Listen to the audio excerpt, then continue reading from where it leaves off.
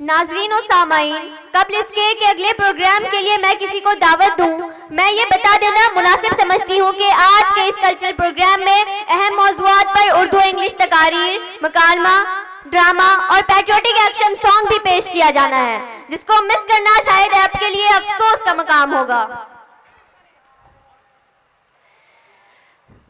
सेहत अल्लाह की बड़ी नेमत है। इंसान का वजूद ही सेहत से है। हर कोई बीमारी का रोना रोता है।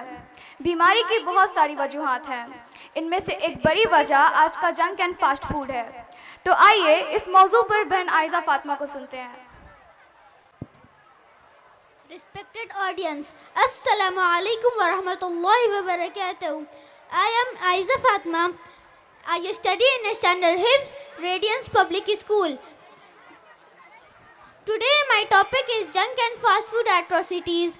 My dear audience, junk food is basically unhealthy food that include sweets, drinks, chips and crunchy snacks, etc.